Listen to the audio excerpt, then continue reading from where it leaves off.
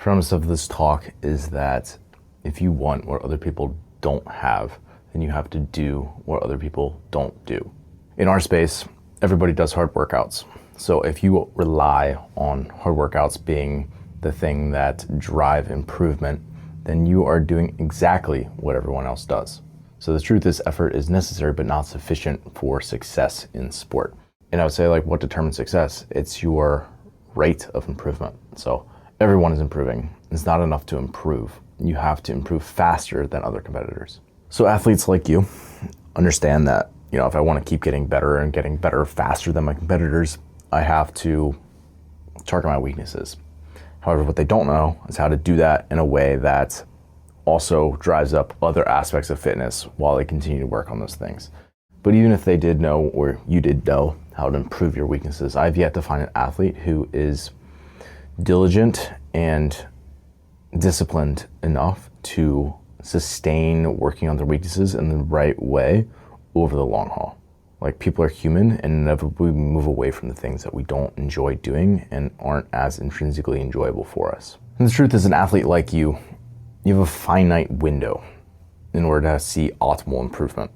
And if you miss that window because you've taken those years and you squandered them on reckless training, you won't get them back. And you can definitely organize training on your own. But the way that I've conceptualized this is that your athletic development will never surpass your own knowledge. So in other words, you don't know what you don't know. So athletes who are smart and calculated about how they go about their training, they understand this, and they make sure to get people in their corner that can help accelerate their rate of development much faster than if they were just doing it on their own. So they're leveraging that person to make the most of what is their finite athletic career. And the truth is, nobody hires a coach because things are just all rosy and everything's going fantastic, right?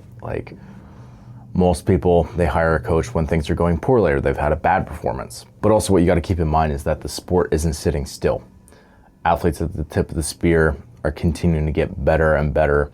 Weights are continuing to climb. People are getting stronger. People's capacity is going up, right? Benchmark times are going down. It's not like if you continue to improve at a slow rate that you're going to make up competitive ground. So most athletes, honestly, waste a good chunk of their career with the mistake that slow, steady improvement is going to be enough. You're not even making up on the market, so to speak. Even if you're improving 1% to 2% a year, it seems great on paper until you realize that everybody else is improving at 3 or 4% per year. And to be clear, steady improvement is the best kind of improvement, right? There is the occasional athlete who is a very fast adapter to the point where it's a problem and you have to pull them back a little bit. But generally, most people who are watching this or most people who are listening, they are not in that boat, right? You are scraping and clawing to get that adaptation, and generally it's driving you in that direction. So if you're in that boat, the majority of people are, you just have to take a moment to step back and take a hard look at it and say, is my current trajectory of improvement going to land me where I want to be at the end of my career? And on top of that, everybody's rate of improvement eventually slows down and degrades.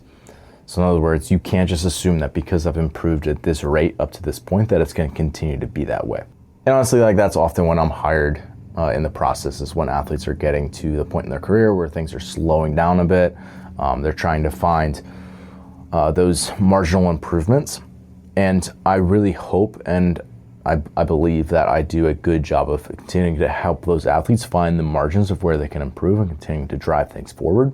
But at the same time, if I had an athlete come to me earlier in their career than they were currently, they come to me 2, 3 years, 5 years, 7 years earlier than they started with me, the long-term impact that would have on the course of their career would be massive due to the compounding effect of that. So maybe this is helpful if we think of this in terms of the financial sphere, right? Say somebody's 18 and they start investing into a retirement fund versus someone who's 47 and they start putting money in. Even if the 47-year-old is putting way more in, the fact that you're just way closer to the tail end of when your retirement date is.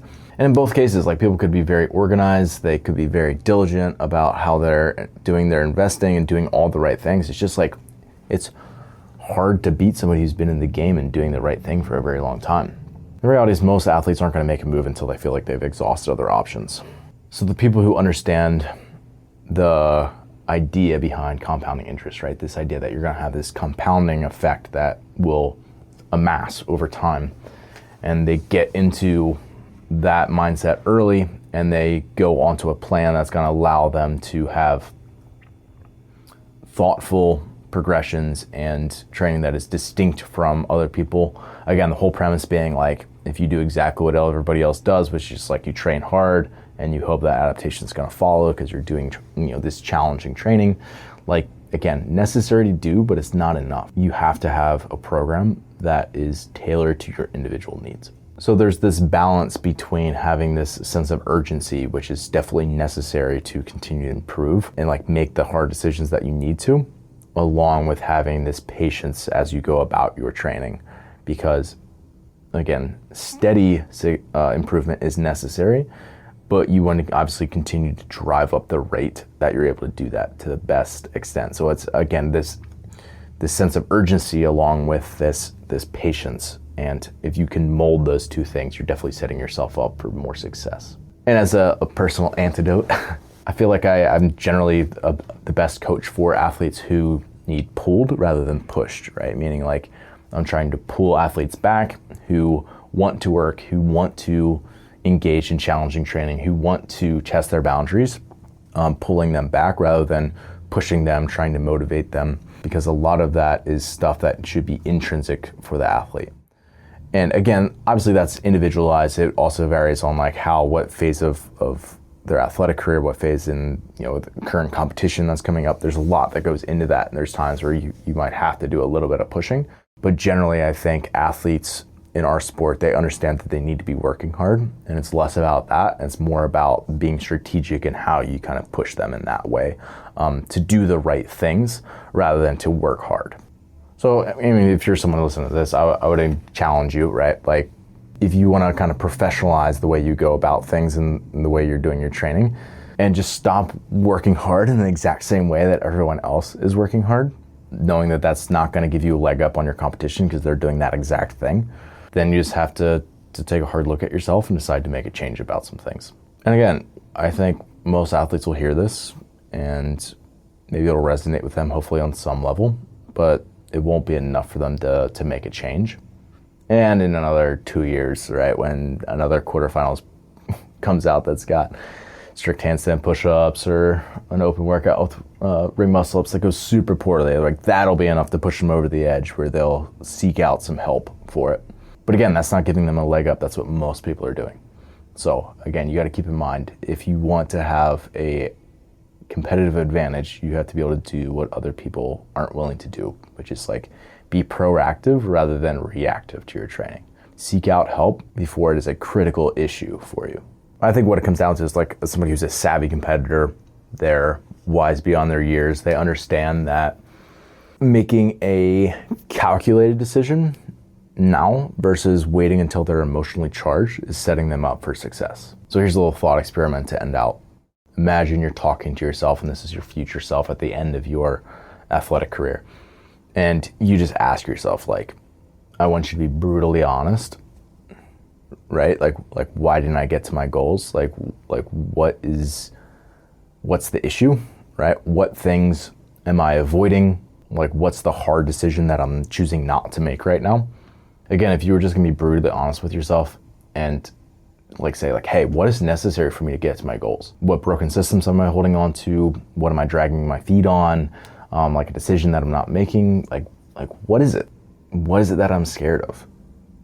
So I'll just pause a second and think about that, because that's the hidden cost of complacency.